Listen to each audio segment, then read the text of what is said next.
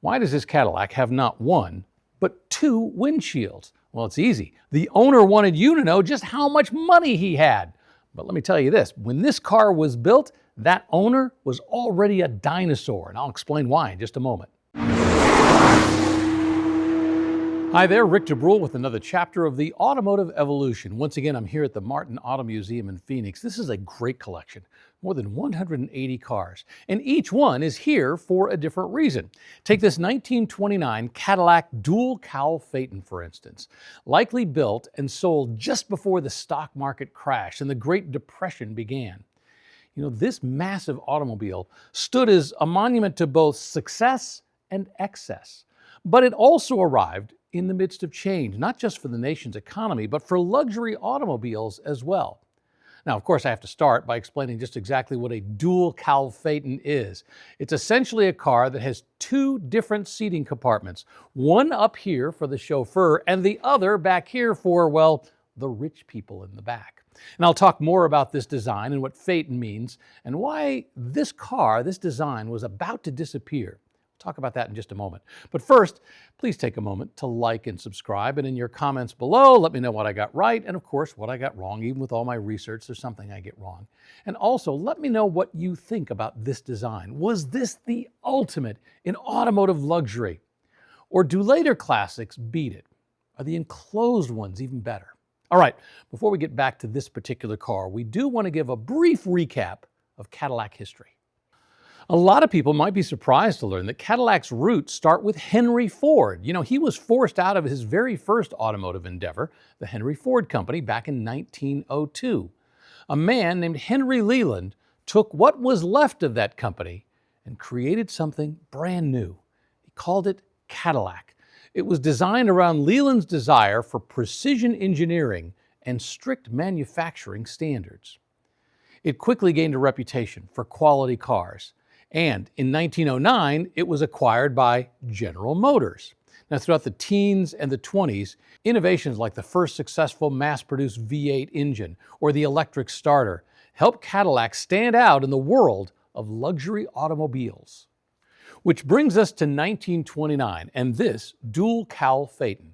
It was long, it was elegant, and it reinforced the concept that there was a separation between the working class, like the chauffeur, and the upper class back here, who obviously deserve their own space. You might think of this as the Downton Abbey for automobiles, you know, upstairs, downstairs. Dual cowl cars like this were really common for wealthy people during the 10s and the 20s. But you know what? The end was near, at least for this style. You see, closed body sedans and limos were already becoming the norm during the 20s. And while they might not be as flashy as this dual cowl car, they were definitely warmer. And they also did a much better job of protecting their owners from all of the elements and gave them privacy as well. Within a few years, the dual cowl design like this would completely disappear. All right, let's walk around and take a look at the styling of our 1929 Cadillac Dual Cowl Phaeton. And right up front, I want to talk about this hood ornament because some people are going to say, wait a minute, where's that classic Flying Goddess Cadillac hood ornament? Well, that isn't introduced until 1930, and since this is 1929, well, we have the heron. That's what this is, a bird, the heron that's flying. There were multiple options for different hood ornaments back then in the late 20s, but in the late 20s, very common on a Cadillac to see the heron up front. And up front, of course, you got a classic big style grille. You got this logo right here. This is Cadillac V8. We'll talk about the V8 engine in just a moment that was underneath the hood. Some subtle things I like not only do we have this Cadillac emblem right here with the Merlots, the birds in there.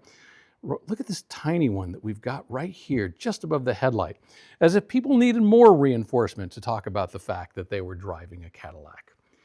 I believe that there were nearly 50 different combinations of bodies that you could get in 1929. Remember, there were two body builders. There was Fisher Body and there was Fleetwood. By 1929, both of those companies had been absorbed into General Motors. Fisher Body was the standard builder, and this is a Fisher Body. Fleetwood was considered the custom builder for General Motors, and back then, the joke was with dealers that if you added that Fleetwood badge, well, you were guaranteed to get at least another $1,000, which was a lot of money back in 1929. We'll talk more about the dual cowl concept. And what we're talking about with dual cowls is the fact that there's this cowl right here, right behind the engine compartment. And then there's a secondary cowl right here, which is housing the passengers in the back. And once again, we'll show how that all works in just a moment. We talked before about how did trunks get their name, the fact that it is a trunk on the back of a car. But this car also has something else that's interesting. This is a second folding trunk rack. This was a $25 option that you were able to buy that year. This has a 140-inch wheelbase. It was a Model 341. They did have a 152, but that was really only used, I believe, for ambulances and for hearses. So many great subtle touches, like look at these storage compartments down here. There's one here and one here. And then look at this little light that is used, I'm sure, at night to allow people to know how to step onto the floorboards or getting into or out of the car. Of course, it's got two spare tires, one on either side, but getting two spare tires inside these wheel wells was actually an option. I think it cost about $175 back then if you were going to get that. What this is missing, though, are the rear view mirrors, the wheel-mounted rear view mirrors that would go here. In fact, if you look over here on a LaSalle from 1930, you see these. They weren't really expensive, and it's possible that the ones we have over there might have simply been lost to time. This also has a wheel cover, which simply made it look a little cleaner. Over here, we don't have the wheel cover, we don't have those mirrors, but as I said, it's very possible they were bought initially, they just weren't used. For 1929, they mounted these little lights on the fender. I also want to talk about the fact in 1929, Cadillac went to safety glass all the way around. Now, in this case, we only have two windows to be concerned about, but even in their cars that had more glass, they went to safety glass, so they had no issues there in terms of an accident. They also went to electric windshield washers, windshield wipers that were right there. I believe this was the first year they were using chrome on all of the bright work, but I could be wrong in that. But once again, you can imagine how great it looks with all this beautiful chrome. And there was no shortage of these made. I mean, in 1929, they made 18,000 of these, which is pretty good considering they had just come off a record number of sales for 1928. Of course, in October of 1929, the stock market crashes, and guess what? Everything's going to change. But for right now, well, everything was moving quickly at Cadillac. Let's start our tour of this 1929 Cadillac interior up front. You know, the chauffeur's job was to get the people in the back where they were going as smoothly and effortlessly and quietly as possible. And this Cadillac, well, it had an electric starter because, you know, hand cranking was just so old school in 1929. And once the car was running, he had a great 3-speed manual transmission with a new innovation, the synchronous transmission. It uses small rings or synchros in between the gears that help bring the gears up to speed along with the shafts and connect everything smoothly. That meant that the chauffeur could shift gears almost effortlessly without having to double clutch. Stopping was also smoother because this car has what's called duplex mechanical brakes. They use two separate actuating mechanisms to apply braking force a little more evenly and smoothly with greater leverage on the brake shoes. Now, Cadillac wouldn't adopt hydraulic brakes, I think, until 1936, but these were fine. But I'll tell you what, enough of the working man's area up here. Let's go to the back. We'll call it the penthouse. Now, before we get into our dual cowl Phaeton, we have to show how this whole thing works. To start with, the owner, of course, would never be doing this process, but the chauffeur would reach in here, grab this handle, turn it, and then tilt up the cowl to 90 degrees where it would just sit there.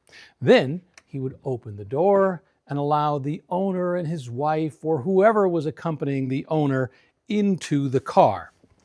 Then the chauffeur would have the responsibility of pulling this down, making sure that it latches just right. And once the owner was back here, you know what they had? Not much. I mean, you're actually kind of cramped in here. I mean, it's hard to even read a book. I mean, you could, figure out a way to move that forward. There is this odd space right here. And to be honest with you, I have no idea what this inset is for. If you know, please let me know. There's a nice big storage compartment down here, and there's plenty of leg room, to be honest with you.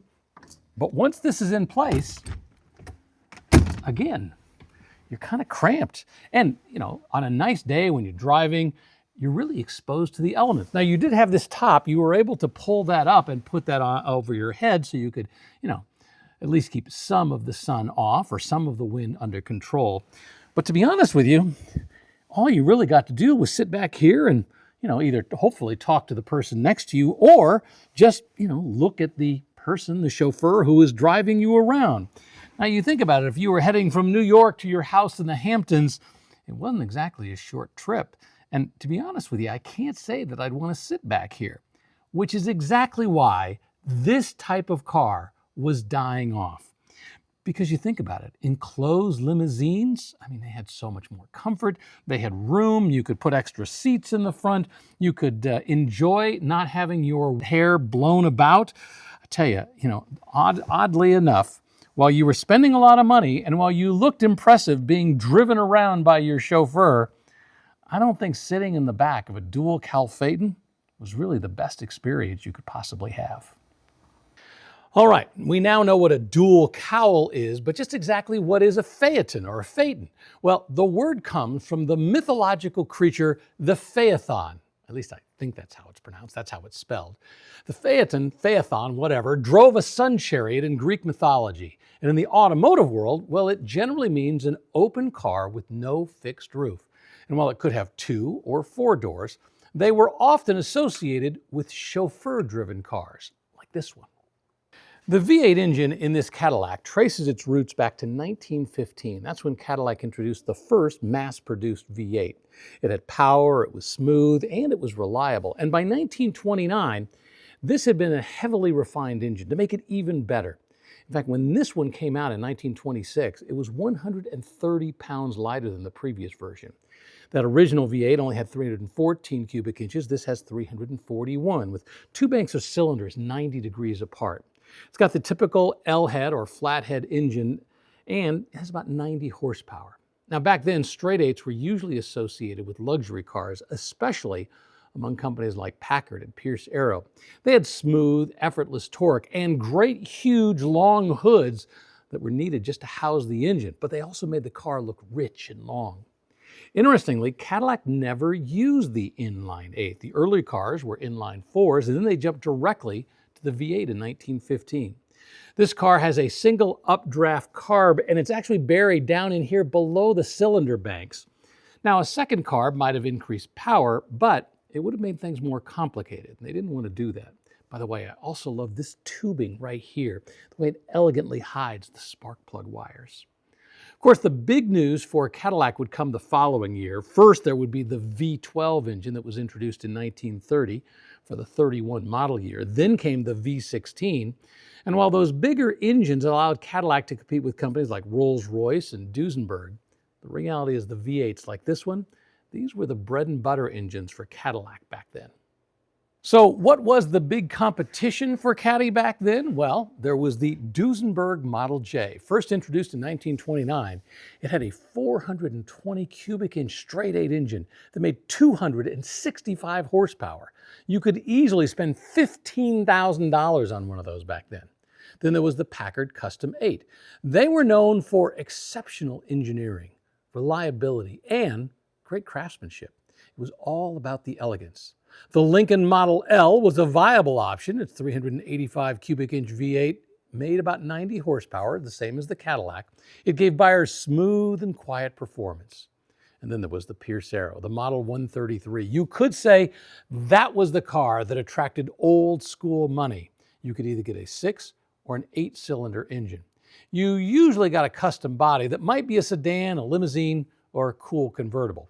Now, one car that was not supposed to be competition was this car right here, the LaSalle. That's because LaSalle was built by Cadillac. It was designed to expand their market, not to compete with the big guy.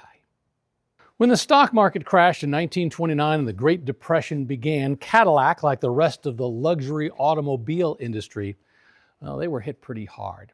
But Cadillac also made some strategic moves that ultimately helped it survive and even strengthen its long-term position.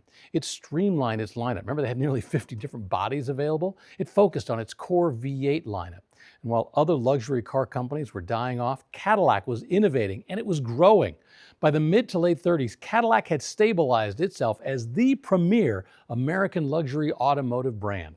Standard of the world wasn't just a slogan for Cadillac, it was a declaration that every one of its cars was part of something greater. And while this 1929 Dual Cowl Phaeton may have been a fading fashion, this really was part of a foundation that was being laid for some of the great Cadillacs that were yet to come.